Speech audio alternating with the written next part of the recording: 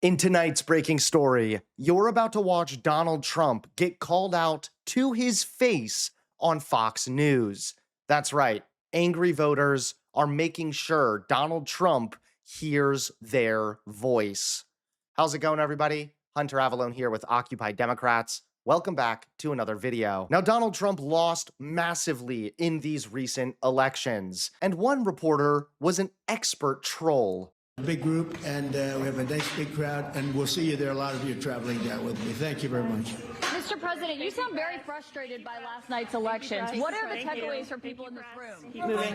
Thank you, press. Thank you, What happens if they don't eliminate Thank you, the press. about Keep moving. Thank you, press. Please wrap. Thank you. Thank you, guys. Keep moving. Please, Thank keep you. moving. Thank you. And of course, Trump is frustrated about this. Democrats absolutely wiped the floor with Republicans, even in red states. Look, Democrats didn't just win in blue places. They broke the supermajority in the Mississippi state legislature. They flipped seats in Texas that had never even been competed recently. They, in parts of Virginia that are deep red, the average, I think, was 6 points towards Abigail Spanberger. In New Jersey, Mikey Sherrill got a bigger margin than Governor Murphy did a couple years ago. So it's not just that we won in blue places. Democrats won all over the country. And I think a few things are clear. Number one, when Donald Trump himself is not on the ballot, his ideas don't win.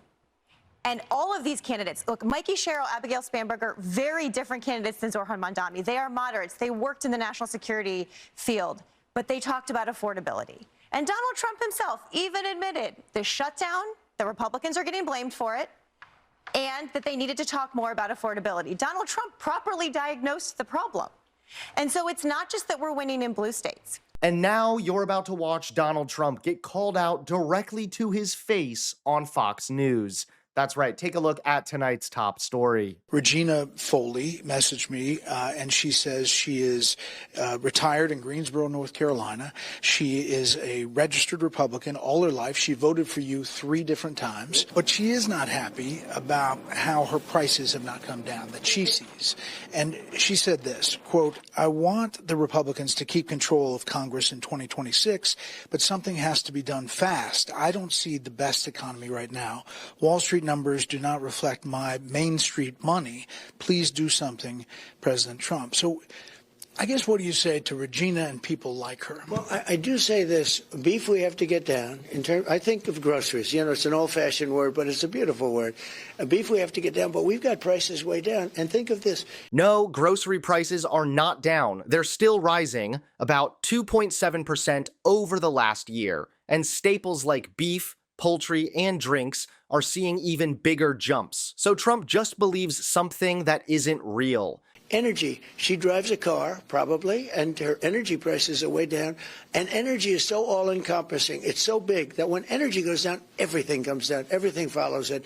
And I have energy down to 5-6-year lows now. You think prices are coming down from this? I believe that. Yeah, I think they're coming down, but I think they're down already. Energy prices are not down. They're actually rising faster than inflation. Residential electricity costs have been climbing since 2022 because demand is skyrocketing from data centers, extreme weather, and an aging power grid. So when Trump claims prices are way down, he's just lying to your face.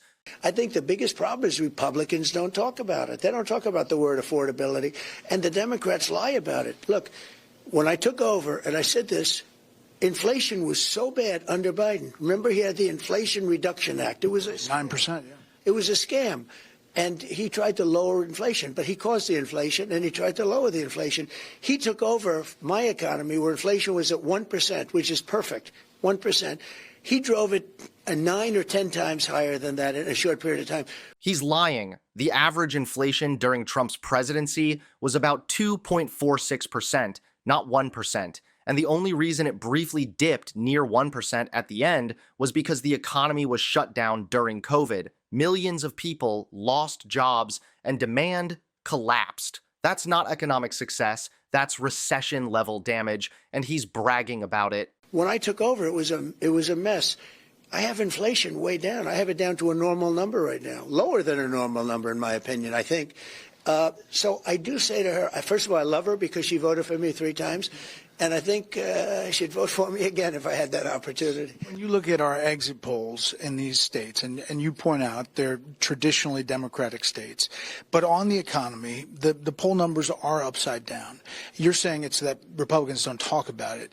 Do you think they're going to feel different come first quarter 26, et cetera? Well, I hope so. You know, the Democrats lie about it. We've done a great job. We have $17 trillion of investment coming into our country. Biden had less than $1 trillion in 4 years. I have $17 trillion in 9 months. That would mean $20 or $21 trillion. In the history of the world, there's never been a country with anything near that. It's now, all these plants are being built. Car companies are coming back. AI, we're leading China. You know, we're beating China. You know it. China knows it. In fact, President Xi congratulated me. He said, I want to congratulate you on turning that country around. I've never seen anything like it. And I congratulate him, too. We get along. You know, it's nice that I get along with him. But when I went to that meeting, we had a rare earth problem. When I left, we had a record purchase of soybeans. I mean, he's buying 25 billion tons of soybean. Think of that. 25. This is numbers like nobody's ever seen before. Billions and billions of dollars on agriculture. And I told the farmers, don't worry about it. Start thinking about buying a bigger tractor, right? I said more land and a bigger tractor, and that's what they're doing. Farmers are not happy right now. They're struggling. Production costs are at record highs, commodity prices are down, and many family farms are barely breaking even. And the only thing propping some of them up are government relief payments and emergency subsidies, not Trump's policies. So when he says farmers agree with him, he's ignoring the reality that a lot of them are in crisis right now. Mr. President, stand by if you would. More with President Trump on the other side of this commercial break. Thanks so much for watching. Please click that like button and subscribe to Occupy Democrats so that you can stay informed and help us stop Donald Trump.